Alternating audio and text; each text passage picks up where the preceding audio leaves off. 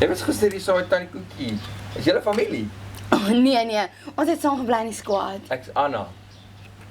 Aangename kennis. My family en my chommas noem my Neesie, maar my proper naam is Yvonne Kai. Daar's eintlik 4 name in my naam. Aan my pa se kant is dit Eugene en Yvonne, is my oupa en my ouma, en dan dit gee jou die Yvonne. En aan my ma se kant is dit Nico en Sandrai, en dit gee vir jou die Nikai, maar die Kai is 'n K-I-E, want as jy net, jy weet, te kom en wees. So, maar mense neem my Nikai, want Yvonne Kai is te lank, ja. En toe, hoe dit nog Neesie te verander het, is my een oom het 1 Cassius getune. Hy is eintlik in die tronk nou vir bedrog, maar want hy het baie van geld geweet. Eintlik te veel, want dis kom hy nou in die tronk sit. Maar anyway, hy het getune dat Nikai baie soos Nikai klink. Wat apparently soos die Japaneese woord vir geld is. Ja, en toe noem hy my altyd Japanesie, en toe ek weer kyk, noem almal my Neesie. Wow, so kuier net by Tannie Koekie hulle.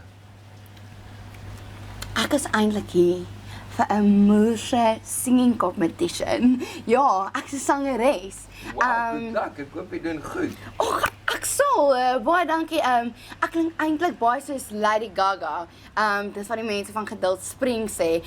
En dan wanneer ek famous gaan raak, dan gaan ek my behoorlike naam gebruik wat Lady Yvonne Kai is. Wanneer het jy begin sing? Och man, jy weet, vandat ek 'n baba was, ja. Ek het vir die eerste keer in die bad gesing, en my stem was so powerful, nee, dat my ma ore moes geblok het. Jy weet, hulle sê hierdie mense het hierdie golden voice. Ja, wel, my stem is tungsten, ja. Maar jy weet, jy kry hierdie mense wat soos met hulle stem 'n wynglas kan kraak. Ja, wel, hulle wil jy 'n ding vertel. Ek het een keer, toe ek 16 was, ek 'n badkamer teel gekraak.